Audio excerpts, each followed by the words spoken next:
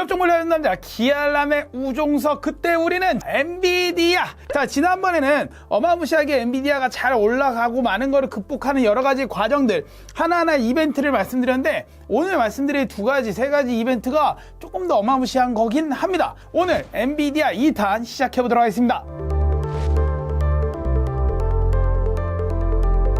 8년도 11월 19일 기사입니다. 엔비디아 가상화폐 후폭풍으로 지포스 RTX 2060 출시 연기. 자, 여러분들, 모든 제품이 출시가 연기된다는 것은 어마무시한 후폭풍이 오게 됩니다.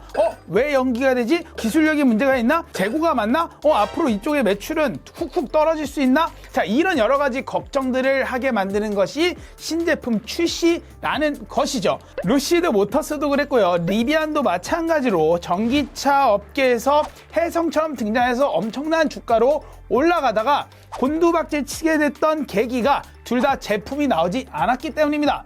엔비디아 또한 2018년도에 RTX 2060이라는 그래픽카드가 출시가 밀리면서 많은 사람들의 불안감을 자극시켰죠. 실제로 그 이면을 봤더니 RTX 2060은 1060의 재고가 너무나도 많이 남기 시작을 했다는 것입니다. 가상화폐가 폭락을 하면서 결국에는 많은 재고가 남게 되었고요. 이 재고가 남는 것으로 인해서 두 번째 것을 출시를 조금 연기했다. 즉, 안 좋은 이야기죠. 굉장히 나쁜 소식이죠. 엔비디아는 당연히 주식이 떨어지게 됩니다. 엎친 데 덮친 격으로 또 하나 엄청난 사고, 안 좋은 소식이 하나 들려오기 시작을 합니다.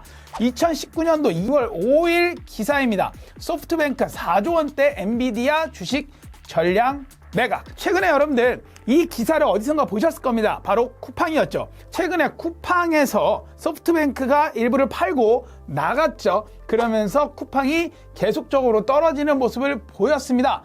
자, 2019년도에도 엔비디아 주식을 전량 매각하고 소프트뱅크가 나가게 되는 사건이 벌어졌고요. 역시나 그로 인해서 계속적으로 떨어지는 모습을 보이게 됩니다. 자, 그럼 소프트뱅크는 이로 인해서 얼마를 손해봤냐? 실제 비전펀드의 지분 가치는 그 전년도에 8조 원까지 급등하기도 하였지만요. 팔 때 기준으로는 거의 반토막 나서 34억 달러 손실을 보고 팔게 되었다. 결국 소프트뱅크 손정희 같은 경우도 엔비디아는 안 될 수도 있겠다, 어려울 수도 있겠다 생각해서 던진 하나의 기업이 되겠죠. 다시 과거에서, 그땐 우린에서 지금 우린으로 넘어오겠습니다. 현재 엔비디아 잠시 보도록 하겠습니다. 2022년도 CEC에서 또 기조연설을 하게 됩니다. 자, 이번 발표를 통해 엔비디아는 160개 이상의 최신 지포스 RTX 30 시리즈 엔비디아 AI 플랫폼을 사용하는 새로운 노트북과 엔비디아 드라이브 올인에 기반한 자율 운송 플랫폼을 선보이게 된다. 우리가 접했던 기사들은 어쨌든 엔비디아는 점점점 안 될 것이다 라는 기사들이 많이 있었습니다. 채굴을 위한 정도의 기업이지 이 기업이 이후에 머신러닝, AI 이런 쪽까지는 쉽지 않지 않을까라는 그런 전망도 있었습니다. 하지만 지금 2022년도 엔비디아가 CEC 기조연설에서 우리는 인공지능도 엄청 잘하고 또한 우리가 만든 GPU 갖다 게임도 엄청 잘하고 동시에 자율주행도 우리는 만들어 갈 것이다 라고 하면서 엄청난 큰 포부를 발표하게 됩니다. 자, 지금 거의 200달러 수준입니다. 200 몇십 달러 수준의 엔비디아 주가는 미래에 우리는 어떻게 될지 잘 모를 것 같습니다.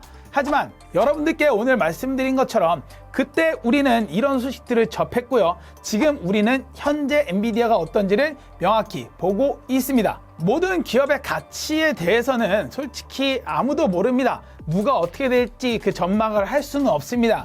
하지만 우리는 그 대표자의 성격, 그 대표자가 어떻게 리딩을 하는지, 그리고 그 조직이 어떤 식으로 똘똘 뭉쳐서 기술을 개발하는지, 그리고 시장 상황은 어떤지 여러 가지를 종합적으로 판단해 볼 수밖에 없습니다. 여러분들께 모든 기업에 대해서 손절치지 말라는 이야기를 하는 것은 아닙니다.